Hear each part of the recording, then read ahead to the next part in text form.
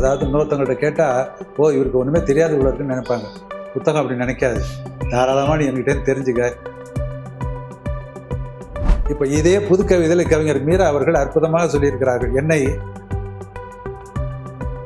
பூனை கண்ணை மூடிக்கிட்டதுனால தான் உலகம் தெரியலன்னு சொல்வது தப்பு.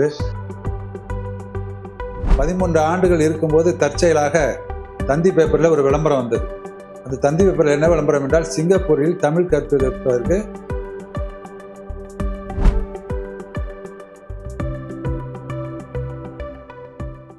வாழ்த்துக்கள் சார். ஃபர்ஸ்ட் உங்களை பற்றி நம்ம நேயர்கள் கூட ஷேர் பண்ணிக்கோங்க. முதல்ல அதிரை எஃப்எம்க்கு என்னுடைய மகிழ்ச்சியை தெரிவித்துக் கொள்கிறேன். எனக்கு ஒரு நல்ல வாய்ப்பை கொடுத்திருக்கிறீர்கள். என்னுடைய பெயர் திருநாவுக்கரசு. பிறந்த ஊர் பாபநாசம், தஞ்சை மாவட்டம் பாபநாசம். பிறந்து வளர்ந்து என்னுடைய கல்வி எல்லாம் முடிந்து ஒரு அகவை 39 வரையும் அந்த ஊரில் இருக்கக்கூடிய வாய்ப்பை பெற்றவன். நான் படித்தது அடிப்படையில் நான் உயிரியல் கல்வியில் ரொம்ப ஆர்வம் உள்ள ஒரு அறிவியல் மாணவனாக இருந்தேன். வகுப்பில் முதல் மாணவன், ஆசிரியருக்கு ரொம்ப பிடித்த மாணவனும் கூட. ஆனால் வாய்ப்பு இல்லாமல், அதில் சேர்வதற்கான வாய்ப்பு இல்லாமல் போனதனால் நான் தமிழ் இலக்கியத்தை தேர்ந்தெடுத்தேன். இளங்கலை தமிழை தேர்ந்தெடுத்தேன். இளங்கலை தமிழ் தேர்ந்து பிறகு அதிலேயே முதுகலை படித்து பிறகு ஆய்வு நிறைஞர் பட்டத்திற்கும் அதிலேயே என்னுடைய கல்வியை முடித்து கொண்டேன். தற்செயலாக உள்ளே நுழைந்தது போல ஒரு தாய்மொழி பாடத்தில் நுழைந்த பிறகு அந்த தமிழ் இலக்கியத்தின் மீது ஏற்பட்ட ஈர்ப்பினால், தமிழ் என்னை ஆட்கொண்டதனால, தமிழ் என்னை முழுமையாக எடுத்துக்கொண்டு உலகத்திற்கு நான் ஏதாவது சொல்ல வேண்டும் என்ற ஒரு வாய்ப்பை கொடுத்ததுனால தாய்மொழி தமிழுக்கு என்னுடைய நன்றியை தெரிவிக்க வேண்டும். அந்த தாய்மொழி தமிழை படித்த பிறகு, ஆசிரியர் கல்வி முடித்த பிறகு, ஆசிரியர் பணிக்கு நாம் எங்கேயாவது ஒரு நல்ல பள்ளியில் கிடைத்தால் நன்றாக இருக்கின்ற ஒரு இயக்கத்தோடு இருந்தபோது, என் ஊருக்கு மிக அருகிலே ஒரு 6 கிலோமீட்டர் தொலைவில் இருக்கக்கூடிய வழுத்தூர் என்ற ஊரில் சகுத்துல் இஸ்லாம் மேல்நிலை பள்ளி என்ற ஒரு அருமையான மேல்நிலை பள்ளிக்கூடத்திலே தமிழாசிரியர் பணி எனக்கு கிடைத்தது. அதற்காகவும் அந்த பள்ளி நிர்வாகத்தில் நான் நன்றி சொல்ல வேண்டும். ஒரு அருமையான பள்ளிக்கூடம். அந்த பள்ளியிலே 13 ஆண்டுகள் முதுகலை தமிழாசிரியராக பணியாற்றினேன் என்பதை விட அந்த மாபெரும் தமிழ் குடும்பத்தோடு பழகி நீண்ட அனுபவங்களையும் நீண்ட உறவையும் பெற்றிருக்கிறேன். இன்று வரையிலும் அந்த ஊர், நான் பள்ளியை விட்டு வெளியில் வந்து ஏறக்குறைய 35 ஆண்டுகள் ஆகிவிட்டது. இன்று வரையிலும் அந்த ஊரினுடைய மிக செல்லமான, உருக்கமான, நல்ல நண்பனாக, உறவினனாக போற்றப்படுகிறேன். அவங்க வீட்டு இல்ல திருமணங்களில் என்னை அழைத்து ரொம்ப மரியாதை செய்வார்கள். இன்று வரையிலும் அது எனக்கு மகிழ்ச்சியை தருகிறது. காரணம், அந்த பள்ளியிலே நான் மாணவர்களிடத்தில் காட்டிய ஈடுபாடு, அந்த பொதுமக்கள் என்னிடத்தில் காட்டிய அன்பு. பொதுவாக பிள்ளைகளை கண்டிப்பதை சில பெற்றோர்கள் ஆதரிப்பார்கள், சிலர் அதை மறுப்பார்கள். ஆனால் அந்த ஊரிலே நான் பிள்ளைகளுக்காக என்ன சொல்லுகிறேனோ அதையே அப்படியே பின்பற்ற சொல்லி வழிமொழியக்கூடிய அற்புதமான பெற்றோர்கள். அந்த பிள்ளைகள் இன்றளவிலும் வளர்ந்து பெரிய பிள்ளைகளாகி அவர்களுடைய பிள்ளைகளுடைய திருமணத்திற்கும் நான் சென்று வாழ்த்தும்படியான ஒரு நிலை ஏற்பட்டிருக்கிறது. அதற்காக அந்த மகிழ்ச்சியை நான் தெரிவித்துக் கொள்ள ஆசைப்படுகிறேன். அடுத்து நான் படித்த கல்லூரி குடந்தை அரசினர் ஆடவர் கல்லூரியில் எனக்கு கிடைத்த பேராசிரியர் பெருமக்கள் அருமையான பேராசிரியர்கள். குறிப்பிடத்தக்க பேராசிரியர் என்று சொன்னால் என்னுடைய துறை தலைவராக இருந்த மேஜர் ராமகிருஷ்ணன். ஒரு அற்புதமான மனிதாபிமானம் உள்ள, அதே நேரத்தில் தமிழ் வளர்ச்சியில் ஆர்வம் உள்ள அருமையான ஆசிரியர், நல்ல மூத்த ஆசிரியர். குறிப்பாக என் மீது அவர் காட்டிய பரிவும் இறக்க உணர்ச்சிக்கு நான் மிகுந்த நன்றி சொல்ல வேண்டும். அந்த ஆசிரியரை எப்போதும் நினைத்து பார்ப்பேன். காரணம், ஒரு கட்டத்திலே என்னுடைய தேர்வு முடிவிலே ஒரு சிறு பிழை ஏற்பட்டு விட்டது. அதாவது பல்கலைக்கழக அளவிலேயே ஏதோ தவறான முடிவிலே வந்துவிட்டது. மீண்டும் எனக்காக அதனை கேட்டு சரியான முடிவை வாங்கி கொடுத்து அந்த கல்லூரியிலே மேற்படிப்புக்கு இடம் கொடுத்த ஒரு ஆசான், அவங்களை நான் மறக்க முடியாது. அதே கல்லூரியிலே எனக்கு பாடம் சொல்லி கொடுத்த சாமி தியாகராஜன், டாக்டர் குவே பாலசுப்ரமணியம், இன்றும் தமிழ் பல்கலைக்கழகத்திலும் உலக அளவிலும் புகழ்பெற்ற ஒரு மாபெரும் தமிழாசிரியர். மணி என்ற இலக்கண ஆசிரியர், எத்தனையோ ஆசிரியர்கள் இன்றும் நினைவில் இருக்கக்கூடியவர்கள். அவர்கள் எல்லாரும் எனக்கு பாடம் கற்பித்ததை நான் மறக்க முடியாது. குறிப்பாக ஆடவர் கல்லூரியினுடைய முதல்வராக இருந்தவர் பெருமாள் என்று சொல்லக்கூடிய டாக்டர் பெருமாள் என்பவர் மாபெரும் அறம் என்ற ஒரு புத்தகத்தை எழுதியவர். அந்த புத்தகம் எதை பற்றியது என்றால், மரங்களை பாதுகாக்க வேண்டும் என்று இன்றைய உலகத்தில், இன்றைய உலக அளவில் பேசப்படுகின்ற மிக முக்கியமான ஒரு பொருளை பற்றி ஒரு அருமையான காவியம் போல ஒரு நூலை எழுதியவர். மாபெரும் அறம் என்ற நூலை எழுதியவர். அவரே முதல்வராக இருந்து அவரே என் வகுப்பறைக்கு வந்து வகுப்பறையில் உட்கார்ந்து எனக்கு பாடம் கற்பித்து கொடுத்த ஒரு அனுபவத்தை பெற்ற மகிழ்ச்சி எனக்கு இன்றும் உண்டு. அந்த நூல் இன்னும் என்னுடைய நூலகத்திலே இங்கே வைத்திருக்கின்றேன். பெருமாள் என்று உண்மையிலே அவரை நான் நினைக்கும்போது பெருமையாக இருக்கிறது. காரணம், ஒரு முறை அந்த கல்லூரியிலே தண்ணீருக்காக மாணவர்கள் போராட்டம் செய்தார்கள். 13 ஆண்டுகள் இருக்கும்போது தற்செயலாக தந்தி பேப்பரில் ஒரு விளம்பரம் வந்தது. அந்த தந்தி பேப்பரில் என்ன விளம்பரம் என்றால், சிங்கப்பூரில் தமிழ் கற்பிப்பதற்கு ஆசிரியர்கள் தேவை என்று விளம்பரம் வந்திருந்தது. இதை நான் பார்க்கவில்லை. அதாவது ஆரம்பப்பள்ளி தலைமை ஆசிரியர் இருக்கக்கூடிய முகமது ஃபாரூக் அவர்கள் என்னை பார்த்த உடனே மயிர்கூச்சரியும்படி சத்தம் போட்டு, உங்களை தான் தேடினேன், எங்கே போனீர்கள்? எனக்கு ஒன்றுமே புரியவில்லை. திடீரென்று இப்படி கேட்டால் எதற்கு கேட்கிறீர்கள்? இல்லை, சிங்கப்பூரில் ஆசிரியர் கேட்கிறார்கள், நீங்கள் உடனே போட வேண்டும் என்று சொன்னபோது நான் மிக அலட்சியமாக பதில் சொல்லிவிட்டேன். அட ஏன் ஐயா இதெல்லாம் போய் என்னை கூப்பிடுறீங்க, சிங்கப்பூருக்கெல்லாம் யார் போவது என்று கேட்ட உடனே அவருக்கு கடும் கோபம் வந்து விட்டது. வண்டியை விட்டு இறங்கும் போது என் கையை இருக்க பிடித்து பள்ளிக்கூடத்தில் தலைமை ஆசிரியர் அறைக்கு முன்னால் கொண்டு போய் நிறுத்தி, தலைமை ஆசிரியர் இடத்துல இன்றைக்கு மாலைக்குள் இவரை பாஸ்போர்ட்டுக்கு விண்ணப்பம் செய்யவில்லை என்றால் நான் மிகவும் கோபப்படுவேன் என்று சொல்லிவிட்டு போய்விட்டார். அவ்வாறே போட்டதும் பிறகு சிங்கப்பூரில் பணியேற்றதும் ஒரு கதை. இதில் குறிப்பிடப்பட வேண்டியது என்னவென்றால், இந்த தந்தி விளம்பரத்தை பார்த்ததும் ஒரு கதீஜமால் என்ற ஒரு இஸ்லாமிய சகோதரி தான். அதை பார்த்து விட்டு அவங்க சொன்னாங்க, இந்த அரசு சாரை இந்த அப்ளிகேஷன் போட சொல்லுங்கள் என்று. சிங்கப்பூர் என்ற ஒரு நல்வாய்ப்பை கிடைப்பதற்கு ஒரு இஸ்லாமிய சகோதரனுடைய குரல் தான் எனக்கு அடிப்படை காரணமாக இருந்தது என்பதை இந்த இடத்தில் நன்றியோடு குறிப்பிட வேண்டும். முதலாக அங்கே உள்ள தொடக்க கல்லூரியில் ஒரு ஆசிரியராக என்னை நியமித்தார்கள். ஏறக்குறைய 60-65 ஆசிரியர்கள் தேர்ந்தெடுக்கப்பட்ட போது அந்த முதல் வாய்ப்பை எனக்கு கொடுத்தார்கள். எனக்கு கொஞ்சம் அச்சமாக இருந்தது. ஆனாலும் கொஞ்சம் கொஞ்சமாக அவர்களிடத்தில் பழகி, இந்த பள்ளி சூழல், கல்லூரி சூழலில் ஆசிரியர்கிட்ட பழகினா, வேற்றுமொழி சூழல், 4 அதிகாரத்துவ மொழி உள்ள ஒரு நாடு, அங்கே தாய்மொழிக்குள்ள அந்த முக்கியத்துவத்தை உணர்ந்து என்னால் முடிந்தவரை அந்த நாட்டின் மீது ஒரு பற்றோடு அவர்கள் நமக்கு கொடுத்த அந்த வாய்ப்புக்கு ஒரு நன்றியாக உடைத்தேன். நான் படித்தது பெரிய ஆக்ஸ்போர்ட் பள்ளி அல்ல, சாதாரண பஞ்சாயத்து யூனியன் ஆரம்ப பள்ளியில் படித்த ஒரு மாணவன் நான். அங்கே இருக்கக்கூடிய ஆசிரியர்கள் ஆக்ஸ்போர்டில் படித்தவர்கள், ஆஸ்திரேலியாவில் படித்தவர்கள், லண்டனில் படித்தவர்கள்லாம் இருக்கிறார்கள். சிங்கப்பூர் தமிழ் பணி என்ற வகையில் வகுப்பறையில் தமிழ் நடத்தியது மட்டும் அல்லாமல் அங்குள்ள தமிழ் மாணவர்களுக்கு தமிழ் நாடக போட்டி நடத்துகின்ற ஒரு வாய்ப்பு எனக்கு கிடைத்தது. ஏறக்குறைய 13 ஆண்டுகளுக்கு 18 தொடக்க கல்லூரி மாணவர்களையும் ஒன்று கூட்டி அவர்களுக்கு இடையிலே ஒரு தமிழ் நாடக போட்டி. இது ஏன் நடத்துகிறோம் என்றால், அங்கே தாய்மொழி புழக்கம் ரொம்ப குறைவு. சிங்கப்பூர் மாணவர்களுக்கு பெரும்பாலும் ஆங்கில சூழலும் மற்ற பிறமொழி சூழலும் இருப்பதனால பேசி பழகுவதில் ரொம்ப இடர்பாடு உண்டு. ஒரு வாக்கியத்தை தொடர்ந்து பேசுவதிலே சிரமம் இருக்கும். ஒன்று, திரைப்பட பாடல்கள், திரைப்பட கதைகளை அவர்களுக்கு நிறைய சொல்லி அதன் மூலமாக தமிழை வளர்ப்பதற்கு முயற்சி செய்வேன். வகுப்பறையிலே அந்த சின்ன சின்ன திரைப்பட துண்டுகளை போட்டு அதை பற்றி பேச சொல்லுவேன். அப்புறம் எங்கேயாவது கடை வீதிகளில், கடற்கரையில் சந்திக்கும் போது மாணவர்கள் எப்படி பேசிக்கொள்வார்கள் அதை அப்படியே நடித்து காட்ட சொல்லி தமிழை வளர்ப்பது. இது இல்லாமல் தமிழ் நாடகம், ஒரு கருப்பொருள் கொடுப்பேன். ஒரு ஆண்டுக்கு ஒரு கருப்பொருள் கொடுப்பேன். உதாரணத்துக்கு, இந்திய மக்களிடையே அதிக அந்த புறம் பேசுகின்ற கெட்ட பழக்கம் இருக்குது. இது குறையணும். ஏன்னா ஒரு நாடகம் என்பது சமூகத்தில் இருக்கக்கூடிய தீங்குகளை நீக்க வேண்டும், சமூகத்தை மேம்படுத்த வேண்டும் என்ற நோக்கத்தில் என்ன செய்வான்னா, ஒரு அருமையான கருப்பொருள் கொடுத்தேன் ஒரு முறை. அது அந்த நாட்டு பாராளுமன்ற உறுப்பினர் கூட அந்த உரை பேசும்போது என்னை பாராட்டி சொன்னார், நல்ல கருத்துரை கொடுத்துருக்கீங்கன்னு. அதில் யார் யார் எப்படி காசிப் பேசுவாங்க என்பதை அந்த மாணவர்களை அள்ளி தெளிச்சிட்டாங்க. அந்த 15-16 கல்லூரி மாணவர்களும் அற்புதமாக அதை நடித்து காட்டினார்கள். இப்போ சாதாரணமாக அவங்க பேச ஆரம்பித்தாங்கன்னா எழுத்து தமிழ் மொழியே பேசிடுவாங்க. ஆசிரியர் தங்களை சந்திக்கலாமா என்று பேசி விடுவார்கள். ஆனால் அவங்கள பார்க்க வரலாமான்னு கேட்குறது உடனே வராது அவங்களுக்கு. இப்போ நம்ம ஆங்கிலத்திலையும் நம்ம அப்படி தான் பேசிகிட்டு இருக்கிறோம். நம்ம இந்த ஆங்கிலம் பேசுறது கிடையாது. லெட்டர் ரைட்டிங்கில் என்ன ஆங்கிலம் இருக்கோ அப்படி தான் நம்ம பேசிகிட்டு இருக்கிறோம். எனவே இந்த மொழி புழக்கத்தை சரியாக புரிந்து கொண்டு அவர்களுக்கு நான் நடத்துகின்ற ஒரு வாய்ப்பு அந்த நாடகத்தின் மூலமாக கொடுத்தேன். சிங்கப்பூரில் உள்ள அந்த சமய நல்லிணக்கத்துக்கு ஏற்றவாறு என்னுடைய அருமைக்குரிய சீன நண்பர்கள், மலாய் நண்பர்கள், ஆங்கிலேய நாட்டிலேருந்து வந்த வெள்ளைக்காரர்களிடத்திலையும் நான் மிகவும் பாசமாகவும் நேசமாக பழகினேன். மறக்க முடியாத சிங்கப்பூர் வாழ்க்கை. எனவே 2 நாடுகளில் தமிழ் பணியை ஆற்றி இருக்கின்ற ஒரு மகிழ்ச்சியோடு இருக்கின்றேன் நான். சார், இப்போ உங்களை பற்றி அறிமுகம் அப்படிங்கிறதுலே பார்த்தீங்கன்னா, உங்களுடைய நண்பர்கள், நீங்கள் யாருக்கெல்லாம் நன்றி சொல்லணும் அப்படிங்கிற எல்லாத்தையும் சேர்த்து இது எல்லாமே சேர்ந்து தான் நான் அப்படிங்கிற மாதிரி உங்களோட அறிமுகத்தை சொல்லியிருக்கீங்க. உண்மையாகவே ரொம்ப சூப்பராக இருந்துச்சு.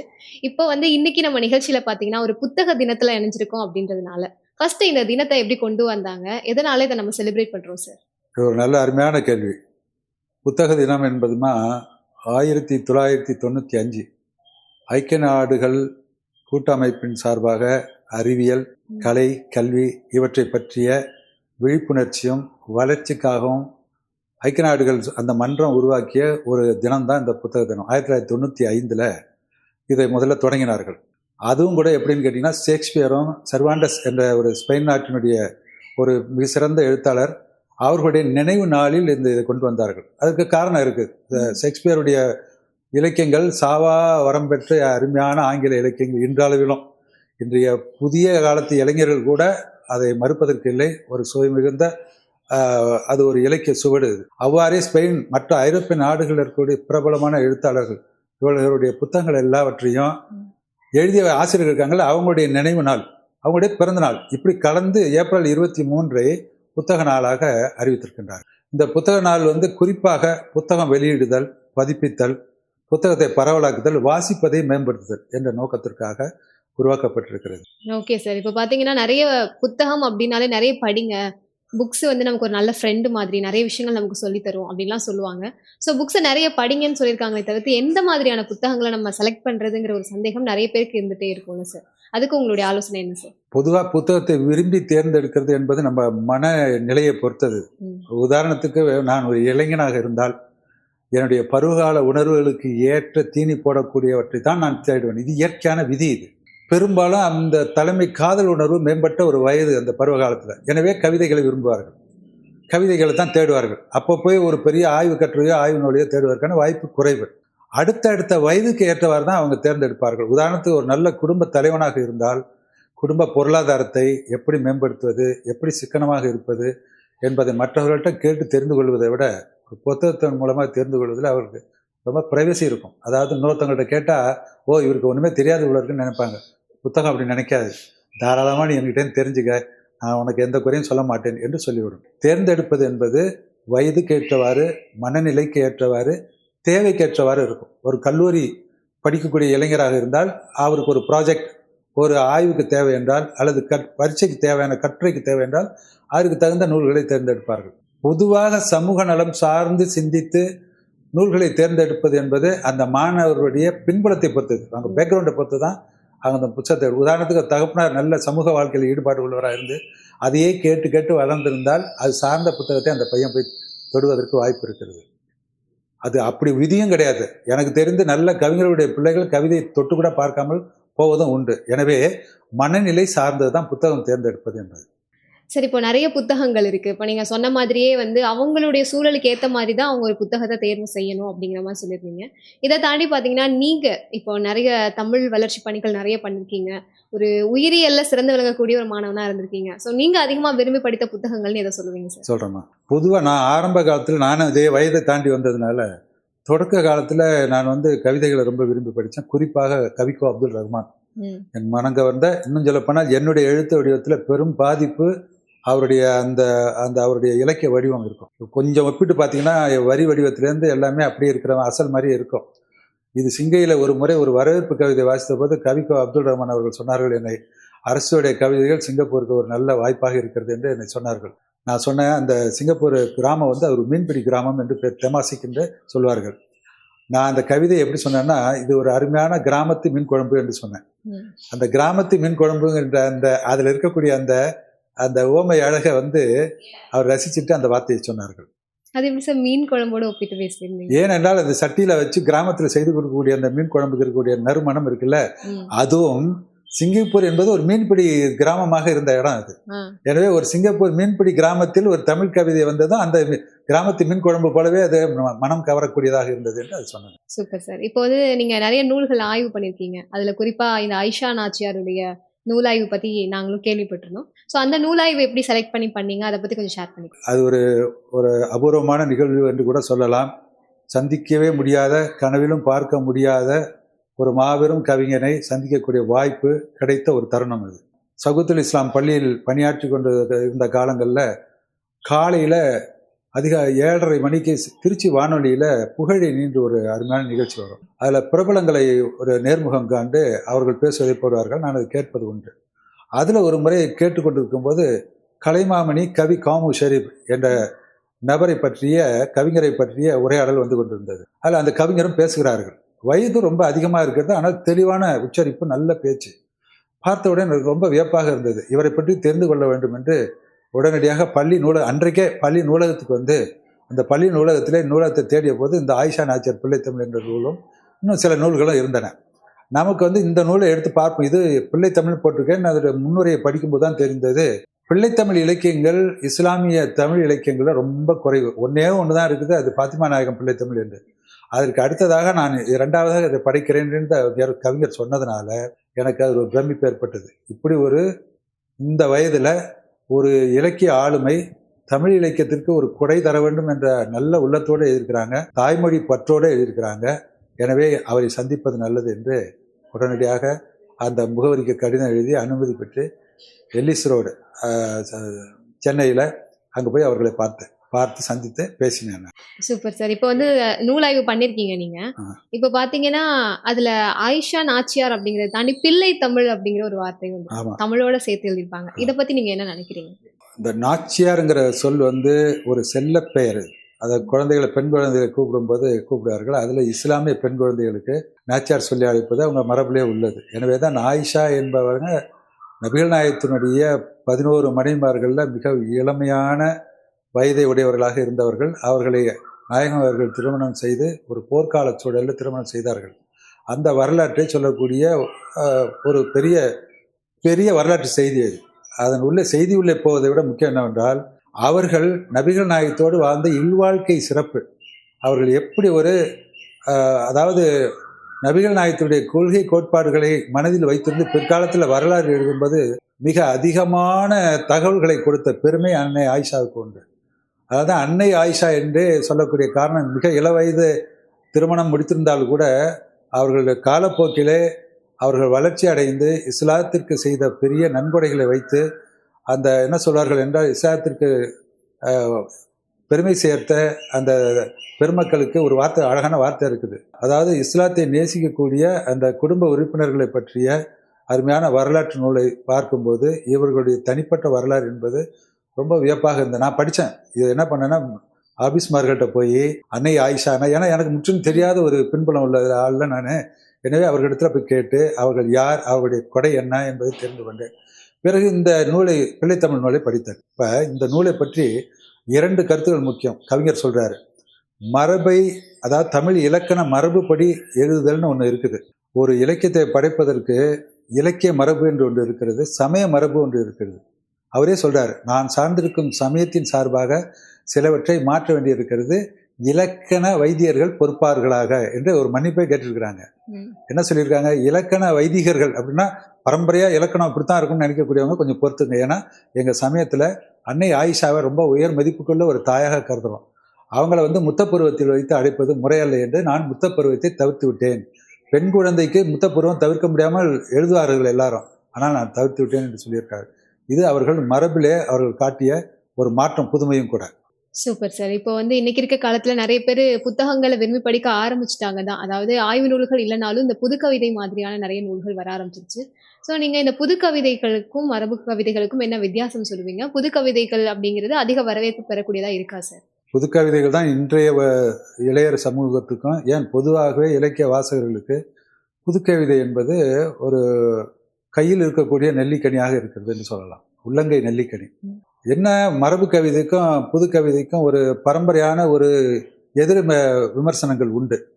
மரபு கவிதை இறுக்கமான கட்டமைப்பு உள்ளது, இலக்கண விதிகளை பின்பற்றி எழுதப்படுவது. அதில் இருக்கக்கூடிய சங்கடங்களும் உண்டு, அதில் இருக்கக்கூடிய நன்மைகளும் உண்டு. மரபு கவிதைகள் வந்து காலங்காலமாக யாரும் அதில் கை வைத்து பிழை செய்ய முடியாத அளவுக்கு அது நம்முடைய சொத்துக்களை பராமரிக்கக்கூடிய ஒரு பெட்டகம், அதில் எந்த சந்தேகமும் கிடையாது. உதாரணத்துக்கு விருத்தப்பாவில் எழுதிய பாடல்களில் இப்போ கம்பராமாயணத்திலே பார்த்தீங்கன்னா, இது கம்பர் எழுதியது இல்லை என்று கண்டுபிடிக்கக்கூடிய அளவுக்கு அதில் கண்டுபிடிக்கிறார்கள். அப்படி என்றால் அந்த இலக்கணம் வந்து காட்டி கொடுக்கிறது, இது வந்து இவருடைய நடை வழியாக வருகிறது, இந்த நடை கொஞ்சம் மாறுகிறது என்று காட்டி கொடுத்து விடுகிறது.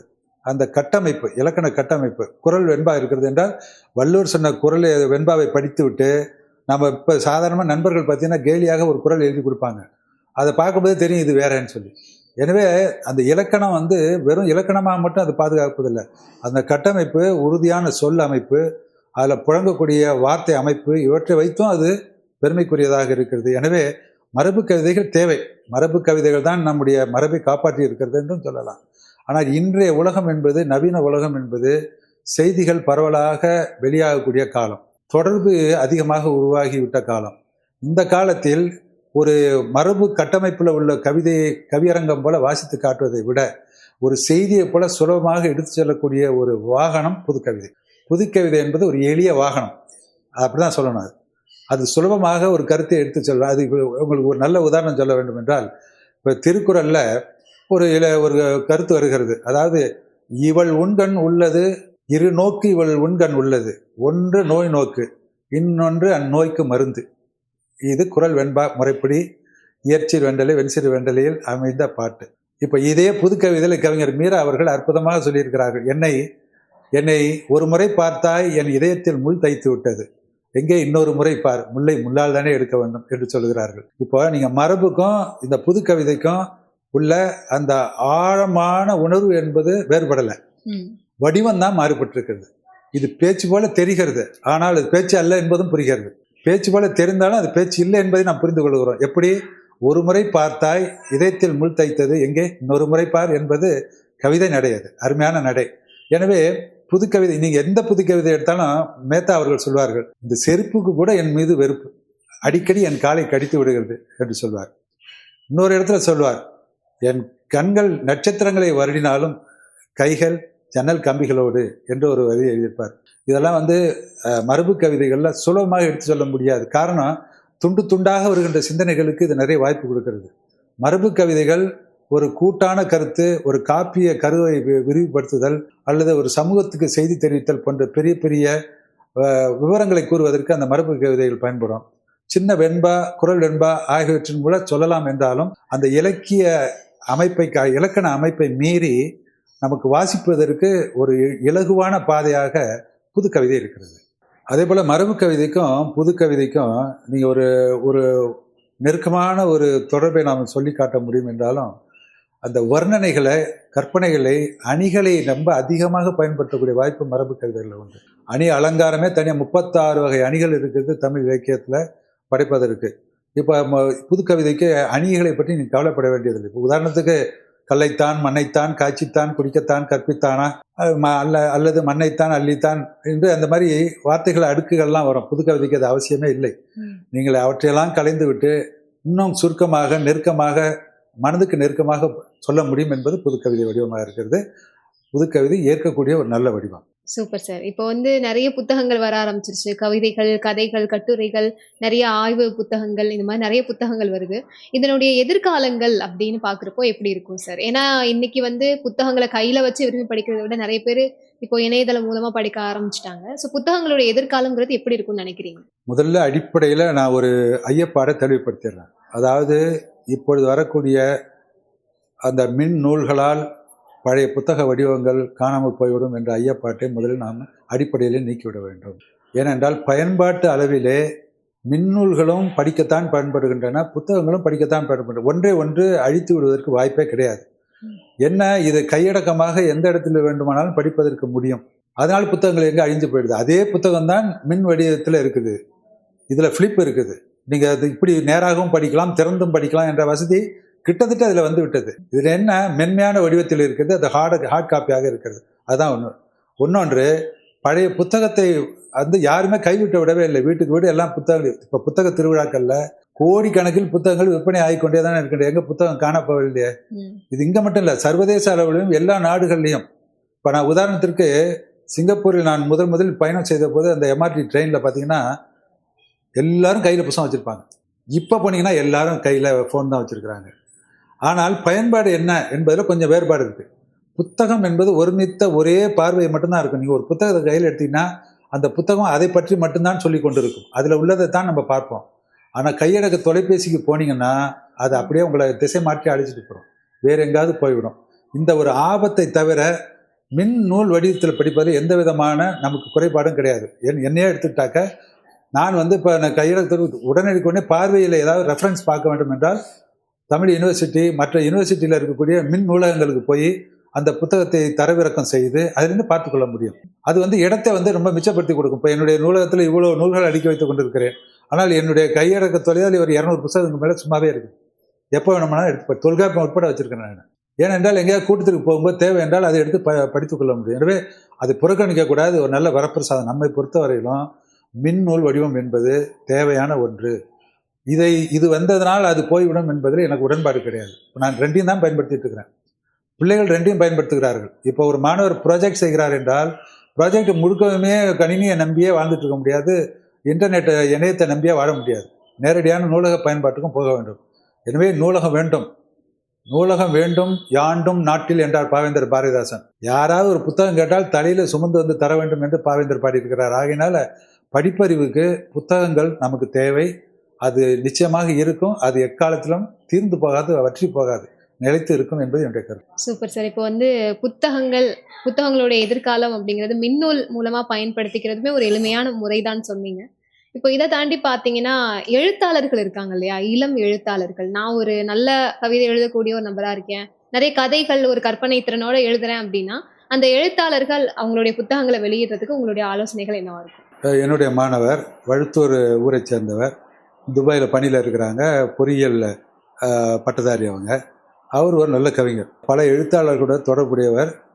முகநூலில் தொடர்ந்து எழுதிக்கிட்டு இருந்தாங்க. அந்த கவிதைகளை தான் இப்போ எதுக்கு நீங்கள் உங்கள் கேள்வி என்னென்னா, இப்போ இதுக்கும் அதுக்கும் இடையில ஒரு பாலம் இருக்குதான்னு கேட்டிங்கல்ல. மின் நூல்களுக்கும் இந்த உண்மையான அச்சு வடிவ நூல்களுக்கும் அந்த தொடர்புக்காக சொல்கிறேன். அவர் அதில் முகநூலில் எழுதின அதே கவிதைகளை அப்படியே எடுத்து புத்தகமாக்கி அதை உள்ளூரில் வெளியிடும்போது நிறைய பேர் அதை வாங்கிட்டு போய் அந்த கவிதைகளை படிக்கிறார்கள். பாவரசு முஹைதீன் பாட்சா என்று அறியாதபுரம் என்ற ஒரு அருமையான நூல். இப்போ ஒன்றும் வேறுபாடு இல்லை. இப்போ நாங்கள்லாம் முகநூல்காரவங்களாம் அந்த கவிதையை படிச்சிட்டோம், புத்தகத்தை ஆதாரத்துக்காக வச்சுக்கிறோம். வேணுங்கிறப்ப அந்த கவிதையை எடுத்து பார்த்துக்கலாம். இதை தெரியாதவர்கள் அந்த புத்தகத்தை எடுத்து படித்துக் கொள்வார்கள். இந்த கவிதை ஆர்வம் உள்ளவர்கள் இன்றைக்கி பார்த்தீங்கன்னா வலைப்பூக்களில் பிளாகில் பார்த்தீங்கன்னா அதிகமான பேர் இளைஞர்கள் தான் எழுதுகிறார்கள். குறிப்பாக சுருங்கிய கவிதை வடிவமாக சின்ன சின்னதாக தெரிக்கிற மாதிரி. நான் என்னுடைய அரசு முற்றம் என்று நான் ஒரு வாட்ஸ்அப் குரூப் வச்சுருக்கிறேன். அதில் தினமும் பார்த்தீங்கன்னா 3 இளைஞர்களுடைய அந்த கவிதைகளை அதில் போட்டுகிட்டே இருப்பாங்க. ஏன்னா பெரும்பாலும் அரசியல் நெருக்கடிகளே எல்லாரும் விவாதிப்பாங்க. நான் ஒரு நாள் கோரிக்கையே வச்சேன், தயவுசெய்து இலக்கிய வரிகளை, கவிதை வரிகளை பகிர்ந்து கொடுங்கள் என்று. அந்த இளைஞர்கள் பார்த்தீங்கன்னா ஒவ்வொரு வரியும் முத்தாக இருக்கும், அதில் வரிகளை அதில் பகிர்ந்து கொடுக்குது. எனவே இளைஞர்களை ஊக்குவிக்கணும்னு சொன்னாக்கா முதல்ல அவர்களுடைய கவிதைகளை படித்து அவர்களுக்கு நம்ம பாராட்ட தெரிவிக்கணும். அவர்களை கூப்பிட்டு இப்போ முகநூல்லேயே கூட நம்ம அவரை வாழ்த்தி நல்லா இருக்குது, உங்கள் கவிதை அருமையாக இருக்குது என்று சொன்னால் அவங்க மேலும் ஊக்கம் பெறுவார்கள், எழுதுவார்கள். மரபு கவிதை எழுதக்கூடியவங்களும் இருக்கிறாங்க. அதற்காக தனி பயிற்சி, தனியான கவனம் இருந்தால் மட்டும்தான் அதில் அவங்களால செய்ய முடியும். இப்போ இருக்கக்கூடிய வாழ்க்கை சூழ்நிலையில் போகிற போக்கில் ஒரு சிந்தனையை உடனே வெளிப்படுத்தணும் என்பதற்கு சும்மா ஒரு கைபேசியில் உட்காந்து கிட்டுக்கிட்டுன்னு ஒரு வரியை எழுதி உடனே அனுப்பிட முடியும். இப்போ உதாரணத்துக்கு நான் நேற்று ஒன்று என்னுடைய கைபேசியில் அனுப்பியிருந்தேன். எங்கள் வீட்டில் ஒரு பூனைக்குட்டி இருக்குது, அது தூங்கிட்டு இருக்கும்போது ஒரு படம் எடுத்துட்டேன். அந்த படத்தை மேலே போட்டு அதில் எழுதியிருக்கிறேன், பூனை கண்ணை மூடிக்கிட்டதுனால தான் உலகம் தெரியலன்னு சொல்வது தப்பு. நான் கண்ணை திறந்திருக்கும் போதும் உலகம் இருட்டாகத்தான் இருக்கிறது, ஒளியை யாரோ கொள்ளையடித்து விட்டார்கள் என்று ஒரு சின்ன சுருக்கிய வடிவம் இது. But it has to be a thought ப்ரோவோக்கிங்னு சொல்லுவாங்க. நம்ம கொடுத்தது கொஞ்ச நேரம் யோசிப்பாங்க, என்ன ஒளியை திருடி விட்டார்கள்னா என்ன அர்த்தம், என்ன ஒளி இங்கே இருந்தது. ஒளிங்கிறது ஒரு சிம்பிள் தான். அது உண்மையாக பார்த்தா வாழ்க்கையில் நல்வாழ்வை பூரா யாரோ அள்ளிட்டு போயிடுறாங்க, அவங்க வாழ்க்கையெல்லாம் இருண்டு போய் கிடக்குதுங்கிறத வேறு வகையான வார்த்தைகளில் சொல்வதற்கு புதுக்கவிதை ஒரு நல்ல வாய்ப்பாக இருக்குது. இளைஞர்கள் அதை நிறைய செய்கிறாங்க. அவங்கள நல்லா ஊக்கப்படுத்தினால் அந்த புத்தகத்தை கொண்டு வர முடியும். Okay sir. இப்போ வந்து நிறைய புத்தகங்கள் நீங்களும் வாசிச்சிருக்கீங்க, ஆய்வு செஞ்சுருக்கீங்க, எழுதியிருக்கீங்க. இன்றைக்கி கூட நம்ம மதுரை எஃப்எம் வழியாக கலந்துட்டு நிறைய விஷயங்கள் ஷேர் பண்ணியிருக்கீங்க. ஸோ இப்போ நிறைவு பகுதியாக நம்ம மதுரை எஃப்எம் நேயர்களுக்கும் மதுரை எஃப்எம் ரேடியோ ஸ்டேஷன்ஸ்க்கும் நீங்கள் என்ன சொல்ல நினைக்கிறீங்க? மதுரை எனக்கு மிக நெருக்கமான ஊர் என்பது என்னுடைய அன்பிற்குரிய மாணவர் அந்த ஊர் பள்ளியிலே தலைமை ஆசிரியர் பொறுப்பில் இருந்தார். அவர் இப்போ ஒரு நூல் கூட எழுதிட்டு இருக்கிறாரு, அதுக்கு நான் அறிவுரை கொடுக்கின்றேன். அடுத்த ஒரு பெருமை என்னவென்றால், அதிரை கடல் அலைகளை வீசி எப்பொழுதுமே ஒரு தென்றல் வீசுகின்ற ஒரு நகரம், அலை பாடுகின்ற அங்கே ஒரு பண்பலையும் பாடிக்கொண்டு இருக்கிறது என்பது மிக மகிழ்ச்சியானது. அது குறிப்பாக என் போன்ற எங்கோ இருக்கக்கூடிய ஆசிரியர்களை தேடி வந்து அவர்கள் மனதில் இருக்கக்கூடியதை வெளிக்கொண்டு வருவதற்கு ஒரு அற்புதமான வாய்ப்பை கொடுத்திருக்கிறது பண்பலை. இந்த பண்பலை நீடு வாழ வேண்டும், இது பரவ வேண்டும் என்று விரும்புகின்றேன். நான் வாழ்த்துக்கள் அவர்களுக்கு தெரிவித்துக் கொள்கிறேன். Thank you so much sir.